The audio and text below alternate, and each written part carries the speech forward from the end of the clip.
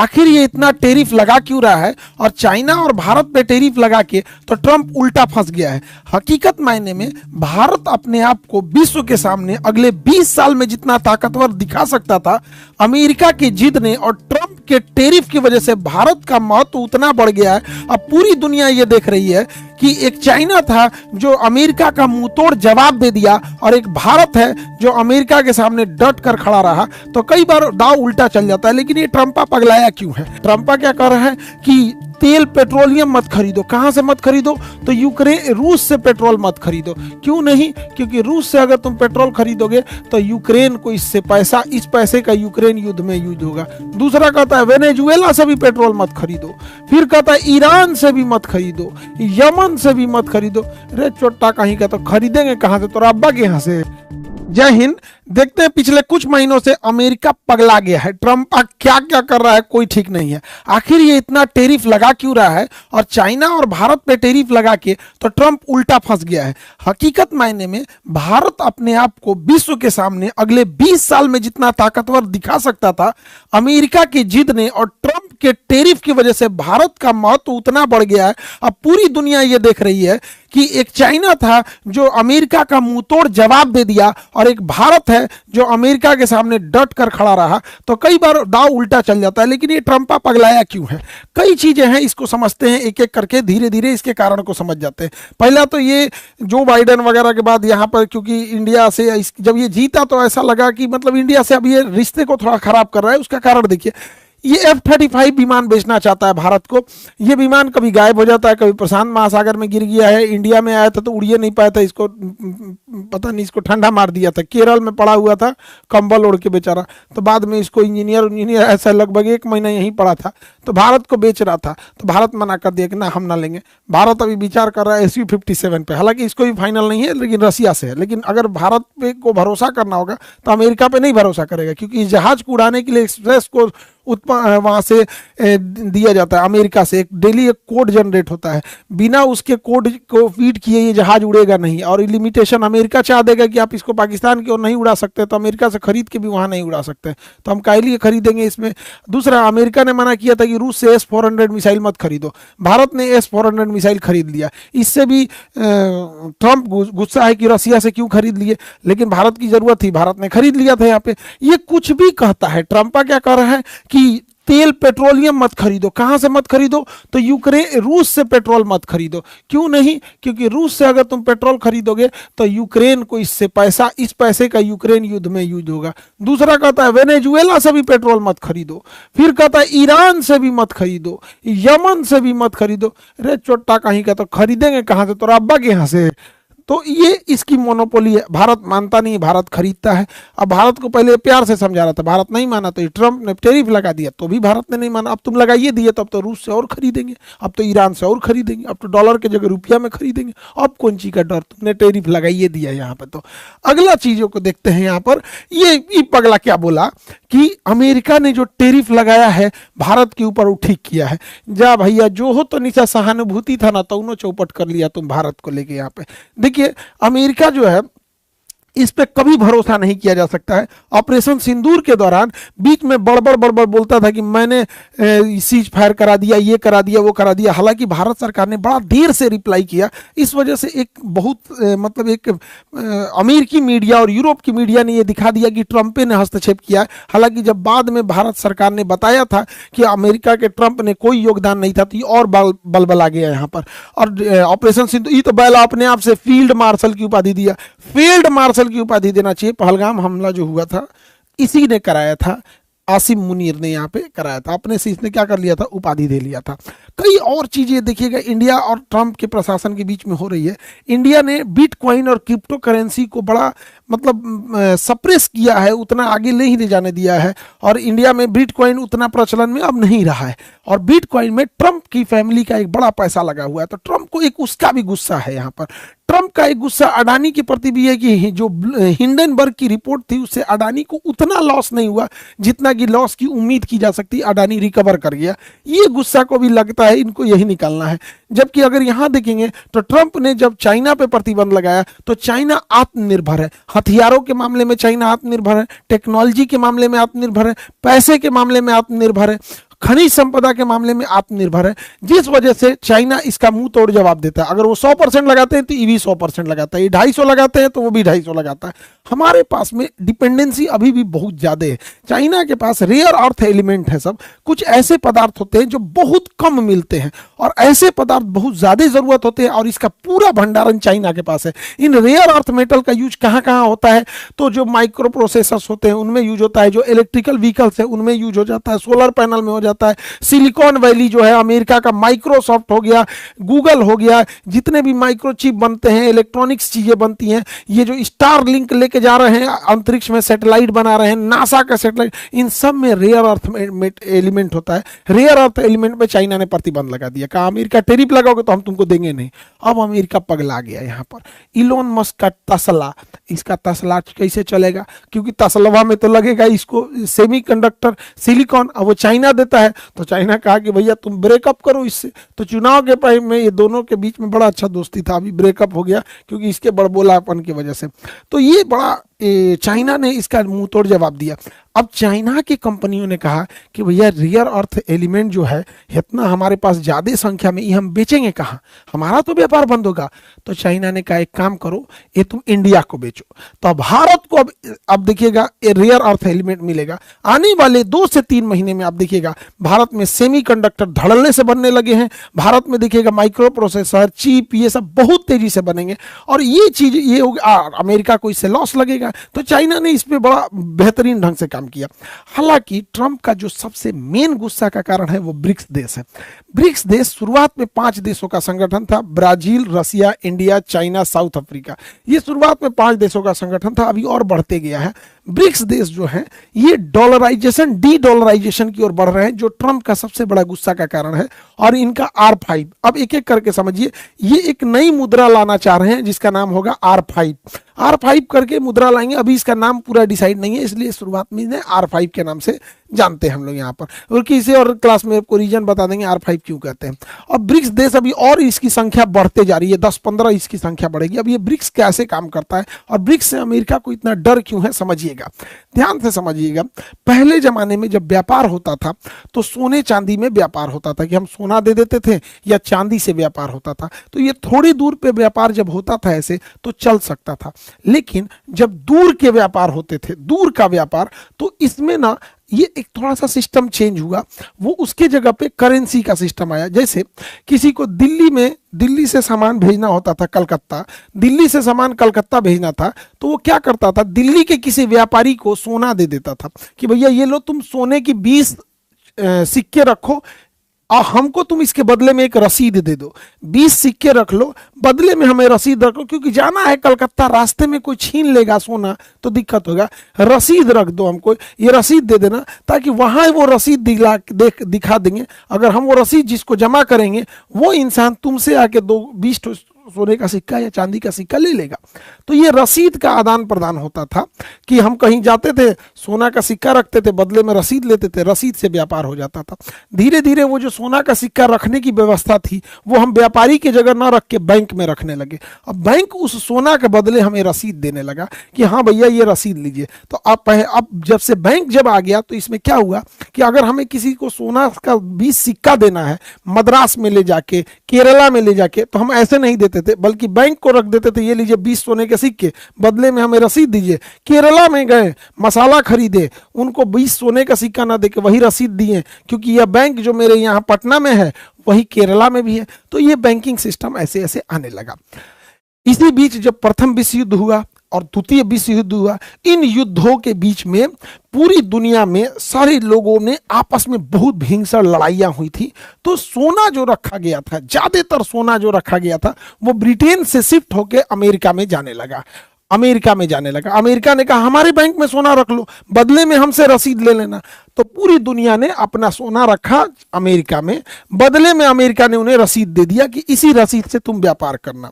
तो सबसे ज्यादा सोना किसके पास आ गया? अमेरिका के पास आ गया, और पूरी दुनिया अपना सोना रखने लगी अमेरिका के पास। बदले में अमेरिका एक रसीद देता था कि ये रसीद जब आप हमको दिखाइएगा, ये रसीद हमको दिखाइएगा, बदले में अपना सोना लेके चले जाइएगा।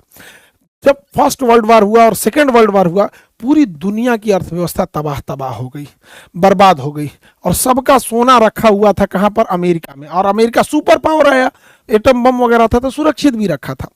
एक दिन अमेरिका के राष्ट्रपति निक्सन ने पगलाया, और निक्सन ने पगलाया, कहा कि जितना लोग अपना अपना रसीद रखे हो ना, ये रसीद रखे रहो, हम सोना वापस नहीं करेंगे। सबका सोना हड़प लिया, सबका सोना हड़प लिया, और सबको रसीद दे दिया। वह रसीदवा लेके घूम रहे हैं लोग, जिसको कहते हैं डॉलर। वही है डॉलर। अब हमारी मजबूरी है, हम ये डॉलर इसको देते हैं, यही डॉलर इसको देते हैं, ये डॉलर इसको देते हैं, तो डॉलर आपस में घूम रहा है। लेकिन अगर ये पूरी दुनिया के लोग इस डॉलर को छोड़कर पूरी तरह अमेरिका को चल गए और कहे कि ते अपना डॉलर पकड़, हमरा सोना दे, तो अमेरिका दे नहीं पाएगा। इसलिए अमेरिका को जिंदा रखने के लिए डॉलर को जिंदा रखना पड़ेगा। अमेरिका नहीं चाहता है कि कोई डॉलर को रिसीव करने से मना करे, इसलिए वो पूरी दुनिया को कहता है कि डॉलर में यूज करो। क्योंकि डॉलर अगर कोई नहीं लेगा, डॉलर जैसे हमको श्रीलंका का 1 लाख रुपया आ जाएगा, इंडिया में कोई श्रीलंका का 1 लाख रुपया नहीं लेगा, तो हम श्रीलंका में वापस करेंगे, ले पैसा। इसीलिए अमेरिका चाहता है कि डॉलर जब तक चलते रहेगा, कोई अमेरिका की ओर वापस नहीं आएगा। और जो डॉलर पे उंगली उठाता है, अमेरिका उसको बर्बाद कर देता है। सद्दाम हुसैन उठाए थे, बर्बाद कर दिया। लीबिया में मुअम्मर गद्दाफी उठाए थे, बर्बाद कर दिया। सीरिया में बशर अल असद उठाए थे, बर्बाद कर दिया। यमन में शेख अब्दुल्ला सालेह, बर्बाद कर दिया। होस्नी मुबारक, बर्बाद कर दिया। ईरान ने उठाए थे, तबाह कर दिया ईरान को। तो अमेरिका को है कि हमारा डॉलर से छेड़छाड़ नहीं होना चाहिए। लेकिन ब्रिक्स देश वालों ने कहा कि एक काम करते हैं, अकेले अकेले नहीं लड़ते हैं, अकेले अकेले नहीं लड़ते हैं, हम लोग आपस में ब्रिक्स देश में रसिया है, चाइना है, इंडिया है, साउथ अफ्रीका है, ब्राजील है। शुरुआत में इन देशों ने कहा कि भैया हम जब 44% जीडीपी रखते हैं, तो हम अपना व्यापार डॉलर में नहीं करेंगे, हम अपना एक नई मुद्रा लाएंगे। और 2029 तक संभवतः ये अपनी मुद्रा लाने वाले हैं। ट्रंप को इसी से डर है कि अगर ये अपनी मुद्रा ला देंगे, R5 ला देंगे, तो लोग डॉलर को यूज करना कम कर देंगे। धीरे धीरे जब लोग डॉलर को यूज कम करने लगेंगे और लोग R5 पे शिफ्ट होंगे, तो डॉलर वेस्ट पड़ा रहेगा, फालतू पड़ा रहेगा। तो लोग कहेंगे ये डॉलर लेके अमेरिका के पास है, डॉलर रखो और सोना दो, अमेरिका दे नहीं पाएगा। अमेरिका का मेन डर यही है। तो डी डॉलराइजेशन के ऊपर बहुत तेजी से वर्क हो रहा है। हालांकि हमारी अमेरिका के प्रति डिपेंडेंसी ज्यादा है। हमारा एविएशन इंडस्ट्री, हमारी लड़ाकू जहाजें सब विदेशों से ही आई हैं, चाहे फ्रांस हो, ब्रिटेन हो, अमेरिका हो या कहीं से भी। हमने तेजस बनाया भी तो उसका अपना इंजन नहीं बना पाए हैं। ये जो सवारी वाली जहाजें आती है, इस पे डोमिनेट है, और या तो अमेरिका की बोइंग है या फिर एयरबस है यूरोप का। चाइना अपना खुद का बना लिया है, रसिया का अपना खुद का है। हम लोग इसमें बहुत पीछे हैं। हेलीकॉप्टर ना सवारी वाला और ना ही लड़ाई वाला, हम लोग इसमें नहीं बना पाते। इस वजह से अमेरिका की डिपेंडेंसी है। और ऐसे समझिए कि जो ईरान के राष्ट्रपति मारे गए थे ना, वो भी अमेरिका का हेलीकॉप्टर था। तो बड़ा अमेरिका पे ज्यादा भरोसा नहीं कर सकते। हालांकि हम लोगों ने बहुत हद तक कई चीजों को डेवलप किया है जो पूरी दुनिया के सामने एक रोल मॉडल है। जैसे डिजी लॉकर, हम सबको कहते हैं, जितने स्टूडेंट हैं सारे लोग डिजी लॉकर यूज किया कीजिए। अपना इसमें ड्राइविंग लाइसेंस, अपना मार्कशीट यूज कर लीजिए, आधार कार्ड रख लीजिए, पैन कार्ड रख लीजिए। आपके मोबाइल में एक एप्लीकेशन आता है डिजी लॉकर। जो एयरपोर्ट पे जाते होंगे उन्हें लाइन नहीं लगना होगा, डिजी यात्रा, ना टिकट दिखाना ना कुछ। एक बार लॉग इन करके इसमें फेस दिखा दीजिए, आपके चेहरे से ही देख लेगा और बता देगा कि आपका किस जहाज में फ्लाइट है, आपकी फ्लाइट कहाँ पे है, मतलब सारा चीज आपका चेहरा देख के ही बता देगा, डिजी यात्रा। तो जो लोग फ्लाइट यूज करते हैं उन्हें समझ में आता होगा। आधार से आजकल इतनी चीजें लिंक हो गई हैं। हम लोग का तो दुनिया में सबसे बेहतरीन है आपका यूपीआई, इससे बेहतरीन है नहीं। तो मतलब पूरी दुनिया में इससे फास्ट और इतना स्मूथ यूपीआई ऐसा कुछ भी नहीं है। तो ये हम लोगों ने बनाया है, तो ये हम लोग की पहचान है। लेकिन कहीं ना कहीं हम लोग की डिपेंडेंसी अमेरिका पे आ जाती है, यहीं आके हम लोग फंस जाते हैं। जैसे अगर हम डिपेंडेंसी देखेंगे गूगल की, तो गूगल की चाल समझिए। गूगल जो है ना अपनी जाल में कैसे फंसाया है। तो गूगल ना सबसे पहले नोकिया को खाया, क्योंकि नोकिया मोबाइल चलता था सिम्बियम नाम के सॉफ्टवेयर पे। इसने सिम्बियम को उड़ा के एंड्रॉइड लाया।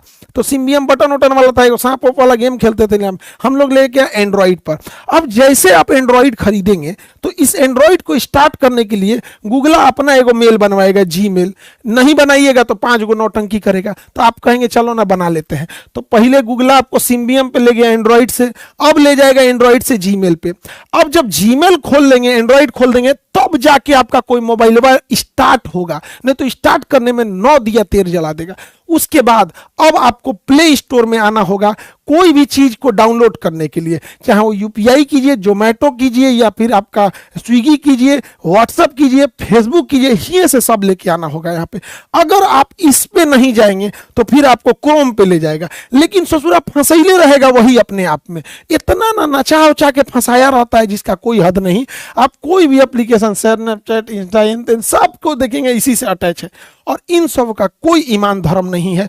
कब पलट हम ही नहीं कर रहे हैं कि आज ही खत्म कर देगा, लेकिन रसिया में इसने रोक लगा दिया था, रसिया में ही सब रोक लगा दिए थे। खुगला कितना है आप ऐसे समझिए कि हम लोग जिस देश में जन्म लिए उस देश के गली मोहल्ले को गूगल मैप को पता है ये कौन रास्ता दाहिने जाता है, कौन रास्ता बाएं जाता है, किस हद तक पेनिट्रेट किया हुआ है। और आप समझिए अगर ये सब जो होते हैं ना बड़ा सॉफ्ट गेम खेलते हैं। कुछ साल पहले व्हाट्सएप एक अपडेट लाया था पेमेंट को लेके, कुछ लोगों ने कहा हम नहीं करेंगे, कुछ लोगों ने कहा कि हम टेलीग्राम पे शिफ्ट होंगे, लेकिन सबसे करवा लिया। ये जो बात आप सुन रहे हैं ना, अभी जो वीडियो देख रहे हैं, ये भी गूगल के यूट्यूब पर चल रहा है यहाँ पे। तो टू मच डिपेंडेंसी अच्छी चीज नहीं होती है, हमें स्वयं के उस पर जाना चाहिए। हालांकि हमें से वर्स्ट कंडीशन के लिए रेडी रहना चाहिए, क्योंकि कोई भी चीजें बता के नहीं आती है। किसी को पता था कि ट्रंप ऐसा टैरिफ लगाएगा, और अंग्रेजों का कोई भरोसा नहीं है। जलियांवाला बाग में हत्याकांड करके जनरल डायर को इनाम देने वाले थे सब। यहाँ की अंग्रेजों का कोई वो नहीं होता है। इंग्लैंड की महारानी हमारे यहाँ सोन चुरा के माथा में पहनले हैं कोहिनूर हीरा। अब देखिए इसमें आजकल सोशल मीडिया क्या कर रहा है। फेसबुक अमेरिका का है, श्रीलंका को तबाह करने में फेसबुक का बड़ा योगदान था। वो हम अलग टॉपिक पे बता सकते हैं, कभी वीडियो बना देंगे कि श्रीलंका को कैसे फेसबुक ने डुबाया। अगर बात करते हैं टेलीग्राम को, तो टेलीग्राम रसिया का है। यहाँ पे टेलीग्राम में बांग्लादेश को तबाह करने में सबसे बड़ा योगदान टेलीग्राम का था। आज अगर किसी को ब्लैकमेल करना है तो टेलीग्राम आता है। किसी भारत में किसी महिला का फोटो एआई से बना के उसको अश्लील बना देगा, वल्गर बना देगा, उसको टेलीग्राम से धड़धड़ा के फैला देगा। यहाँ पे रोकते रोकते रोकते रोकते सरकार पागल हो जाएगी। तो इस पे गवर्नमेंट को नकेल कसने की जरूरत है। हमारा अपना रहता है तो अपने हिसाब से कंट्रोल किया जा सकता है। कहने का मतलब यही है, हमें आत्मनिर्भर बनने की जरूरत है। अभी नेपाल में देखिए ये जो सोशल साइट है, हालांकि नेपाल में इन सोशल मीडिया के बैन होने से बवाल नहीं हुआ है, मेन बवाल हुआ है करप्शन की वजह से। ये तो एक तात्कालिक कारण था यहाँ पर इसका। अब अगर ट्विटर को देखिएगा, ये अमेरिका का है, सारा पॉलिटिक्स ट्विटर पे होता है। मोदी जी ने ये ट्वीट किया, फलाना आदमी ने ये ट्वीट किया, तो ये भी किसका है, विदेश का ही चल रहा है यहाँ पे। तो ये सबको देखिए, अपना रहने से क्या फायदा होता है। आपको एक छोटा सा एग्जांपल दिखाते हैं। ट्रंप ने चाइना पे प्रतिबंध लगाया, चाइना पे टैरिफ लगा दिया। तो टैरिफ लगाने की वजह से अमेरिका को लगा कि वाह वाह टैरिफ है, लेकिन इन्होंने अपने देश में एक गड्ढा खोद रखा था ट्रंप ने, और मोदी जी ने 2020 में टिकटॉक को बैन कर दिया था, और इन लोगों ने टिकटॉक को बैन नहीं किया था। अब देखिए अपना सोशल मीडिया का फायदा क्या होता है। टिकटॉक चूंकि चाइना का है, तो चाइना के लोगों ने टिकटॉक पर वीडियो बना बना के उस वीडियो को अमेरिका तक पहुंचा दिया, और अमेरिका में जो भी लग्जरी ब्रांड बिकते थे, जो वहां पे जूता बिकता था 3 लाख का, चाइना वालों ने टिकटॉक पे वीडियो बनाया, कहा कि देखो यही जूता तुम्हारा 3 लाख का हमारे यहाँ 10,000 में बिकता है। लुई विटॉन का जो कपड़ा तुम 5 लाख का खरीदते हो, हमारे यहाँ 5,000 का मिलता है। तो एक ट्वीट टिकटॉक से चाइना ने घुटना पे ला दिया जितने बड़े बड़े ब्रांड थे, आपने देखा होगा टिकटॉक से। तो चाइना के पास ये था। तो हम लोगों को भी शुरुआत करने की जरूरत है, धीरे धीरे होगा, अचानक से चीजें नहीं चेंज होगी। ये बात मानते हैं कि आज अगर हम जीमेल की जगह भारत मेल लाएंगे तो धीरे धीरे पहुंचेगा, लेकिन उसका भी तरीका है। हम लोग ये कह दे, भारत सरकार ये ला दे कि जो जीमेल के जगह भारत मेल यूज करेगा, उस मेल को पुलिस में या कोर्ट में साक्ष्य के रूप में माना जाएगा। तो एक थोड़ा सा उसकी ओर लोगों का झुकाव रहेगा। दूसरा ये कहा जा सकता है कि जो भारत मेल यूज करेगा उसका कोई ट्रैकिंग नहीं होगा, उसको मतलब कोई पैरेलल लिसनिंग नहीं हो सकती। धीरे धीरे कुछ फैसिलिटी बढ़ाएंगे तो धीरे धीरे शिफ्ट होंगे, अचानक से नहीं शिफ्ट हो सकता है। लेकिन जरूरत है हम लोग को हमारा अपना सोशल मीडिया होने का। अमेरिका का कोई भरोसा नहीं कर सकते थे, जो कभी गले लगता था किसी को पता था कि टैरिफ लगा देगा। ऑपरेशन सिंदूर के तरह में यही अमेरिका ने आईएमएफ के थ्रू पाकिस्तान को लोन दिला दिया। किसी को कोई भरोसा नहीं कर सकते अमेरिका का, इसलिए हमें आत्मनिर्भर बन के रहने की जरूरत है। बुरा वक्त बता के नहीं आता है, हमेशा हम लोग को तैयार रहने की जरूरत है। अमेरिका पे आप क्या भरोसा कर सकते हैं, ये H1B वीजा रोक दिया। सुंदर पिचाई गूगल के हैं, बताइए ऑपरेशन सिंदूर के समय इनके मुंह से एक बात सुने हैं कि पाकिस्तान ने गलत किया, ये नहीं करना चाहिए, एक को बात ही नहीं बोले होंगे यहाँ पर। ये सबका पूरी तरह से कंट्रोल करके रखा है सर। यही अमेरिका है जो वीजा नहीं दिया था नरेंद्र मोदी को जब ये गुजरात के मुख्यमंत्री हुआ करते थे। तब उस समय प्रकाश जावड़ेकर से एक मीडिया वाले ने पूछा था कि अमेरिका ने मोदी जी को तो वीजा ही नहीं दिया था। तो इन्होंने कहा था कि चुनाव में 2014 का वोट देने भारत के लोगों को आना, अमेरिका के लोगों को नहीं। तो सोचिए, अमेरिका जो वीजा रोक सकता है एक सिटिंग चीफ मिनिस्टर का, बाद में वीजा नहीं दिया, बाद में प्रधानमंत्री बन गए तो मोदी जी को ले जाकर पिज्जा खिला रहा था। पिज्जा, नमस्ते ट्रंप किया यही, नमस्ते मोदी नमस्ते ट्रंप, अब यही टैरिफ लगा दिया। इनका कोई भरोसा नहीं हो सकता है। ये वही अमेरिका है जो भारत को क्रायोनिक इंजन नहीं दिया था ताकि हमारा चंद्रयान या ये सब मिशन डिले हो सके। तो हम लोग को 20 साल का इंतजार करना पड़ गया था। 1990 में ये रोक दिया था, हम लोग को बनाते बनाते 2005 2010 आ गया, तब जाके क्रायोनिक इंजन बना। यही अमेरिका ने रोका था। यही वो अमेरिका है जिसने पाकिस्तान को पैटर्न टैंक दिया था। यही वो अमेरिका है जिसने सेवर जेट दिया था। यही वो अमेरिका है जो 7वां बेड़ा ले आया था। यही वो अमेरिका है जो भारत में परमाणु बम मारने के लिए आया था। यही वो अमेरिका है जो इंदिरा गांधी को परमाणु बम बनाने नहीं दिया। ये वही अमेरिका है जिसने अटल बिहारी वाजपेयी ने जब परमाणु बम बनाया था तो भारत पर प्रतिबंध लगा दिया था। हम कैसे भरोसा कर ले इस अमेरिका के ऊपर। ये वही अमेरिका है जब कारगिल की लड़ाई लड़ रही थे तो हमारे सैनिकों को यह नहीं समझ में दिख नहीं रहा था कि दुश्मन कहां बैठे हैं, तो इसी अमेरिका से मांगा गया था जीपीएस का सिग्नल दे दो, तो जीपीएस नहीं दिया था, सैटेलाइट नहीं दिया था, तो भारत को अपना सैटेलाइट बनाना पड़ा था। ये वही अमेरिका है जब 70 के दशक में हम लोग को गेहूं की जरूरत पड़ी थी तो इसने गेहूं भेजा था। जब गेहूं आया तो पता चला कि सुअर को खाने वाला गेहूं इसने भारत को भेज रखा है। ये वही अमेरिका है जहां पे अगर याद कीजिए तो IC-814 हमारा विमान हाईजैक हुआ था और हमारे विमान हाईजैक को ये कंधार लेके गए थे सब तालिबान की मदद से। ये वही अमेरिका है जिसने तालिबान से 20 साल लड़ाई लड़ा था। आज तालिबान से बैठ के हम आपस में टेबल टॉक करता है। अमेरिका पे आप कभी भरोसा नहीं कर सकते। ये वही अमेरिका है जब लॉकडाउन लगा था, कोरोना के टाइम लगा था, तो भारत एक ऐसा देश था जिसने पूरी दुनिया को वैक्सीन दिया था। लेकिन ये वही अमेरिका है जो भारत से वैक्सीन लेने के बावजूद भारत को दी जाने वाली सिरिंज और बहुत सारे मेडिकल इक्विपमेंट पे प्रतिबंध लगा दिया था। यह बात हकीकत है कि गूगल जैसी बड़ी कंपनियों को अपना प्रॉफिट दिखता है, लेकिन क्या अमेरिका पे भरोसा किया जा सकता है? क्या हम अपने 140 करोड़ लोगों को गूगल के रहमो करम पे छोड़ सकते हैं? हम लोगों को जरूरत है अब अपना प्लेटफॉर्म बनाने की, अपने लिए सर्च इंजन बनाने की जरूरत है, अपना ब्राउजर बनाने की जरूरत है। कब तक हम क्रोम पे डिपेंडेंट रहेंगे? यदि आज शुरू करते हैं 10 साल बाद बनाएंगे, लेकिन अगर शुरू ही नहीं करेंगे तो कभी नहीं बना पाएंगे। आप क्या सोचते हैं, बनाना चाहिए या गूगल पे ही डिपेंडेंट रहना चाहिए? और प्रधानमंत्री मोदी जी का बहुत बहुत आभार और धन्यवाद जो उन्होंने जीएसटी को कम किया बहुत सारे चीजों पे, खास करके मेडिकल इक्विपमेंट पे, क्योंकि अभी हम बहुत सारा हॉस्पिटल, ब्लड बैंक, ये सब चीजें, डायलिसिस वगैरह डाल रहे हैं, तो उससे मशीनों को खरीदने में बड़ा सस्ता हुआ है। तो इसके लिए बहुत बहुत धन्यवाद देते हैं। और हमने बोला था कि जीएसटी एजुकेशन पे कम कर देने के लिए, उसका एक रीजन समझिए। तो कई लोग कह रहे हैं कि आप काहे नहीं कर दे रहे हैं कम। तो देखो भैया, एक बात तो पहले समझ जाओ कि जीएसटी एजुकेशन पे 18% है और इनकम टैक्स हम लोग पे है 30%। जो हम लोग पे इनकम टैक्स का स्लैब आता है 30%। तो देखिए हम क्या कह रहे हैं समझिएगा, ये एजुकेशन का 18% जीएसटी स्टूडेंट्स को भरना पड़ता है, हम लोग को नहीं, स्टूडेंट्स को भरना होता है। इसी को कहते हैं कि इसको छोड़ दीजिए। हमने ये कभी नहीं कहा कि टीचरों पर लगने वाला इनकम टैक्स छोड़ दीजिए। भैया हम लोग से 30% लेते हैं, हम इसकी बात नहीं कहते हैं। हम प्रधानमंत्री से उम्मीद करते हैं कि आने वाले समय में वो इसको भी देखेंगे, क्योंकि ये स्टूडेंट से लिया जाता है, इसलिए जीएसटी करते हैं। किसी से जो अब जो जिसको जीएसटी नहीं पता होगा पढ़ा देंगे, इकोनॉमिक्स का क्लास में पढ़ाए भी हैं, कोई प्रीवियस वीडियो में भी देख लीजिएगा। तो मेरा कंसर्न बस ये है कि हम अगर हमको अपने से स्वार्थ रहता है तो हम कहते हैं कि इनकम टैक्स छोड़ दीजिए, क्योंकि ये विद्यार्थी को नहीं देना है, टीचर को खुद देना है, हम लोग को खुद देना है एजुकेशन पे। हमको मतलब है स्टूडेंट्स के ऊपर, देश के भविष्य होते हैं। अगर 18% कम होगा तो बहुत गरीब जनता है जिसके लिए 18% मायने रखती है। कहीं 10,000 फीस है, उसमें 18% कम हो जाएगा तो लगभग 2,000 कम होने से उसको थोड़ी सहूलियत मिल जाएगी। उम्मीद है कि उसमें भी आगे करेंगे। दूसरा, कई बार जब हम लोग ये रिफॉर्म की बात करते हैं तो कहते हैं सब पॉलिटिक्स कर रहे हैं। भैया हम लोग पॉलिटिक्स पढ़ाते हैं, पॉलिटिक्स पढ़ाते हैं। पढ़ना होगा तो आ जाएंगे लोग, पॉलिटिक्स पढ़ा देंगे। पॉलिटिक्स करते नहीं है हम लोग। इधर राजनीति और धर्म जाति से बहुत ऊपर हट चुके हैं लोग। अगर ये सोचेंगे लोग कि किसी एक का तारीफ करे, किसी एक की बुराई, ऐसा नहीं होगा। अच्छा काम होगा तो अच्छा, खराब होगा तो खराब। धर्म सब एक जैसा है, सबका सम्मान करना चाहिए। तो इसलिए हम लोग को ये सबसे कोई मतलब नहीं है। जो रिफॉर्म होना चाहिए वो होना चाहिए यहाँ पर। वरना शुरू से भी देखेंगे तो पहला वीडियो में भी देखेंगे जय हिंद बोल के आते थे और आज भी देखेंगे जय हिंद बोल के चले जाते हैं। मिलेंगे नेक्स्ट क्लास में, फिर नेपाल की चर्चा करेंगे। जय हिंद।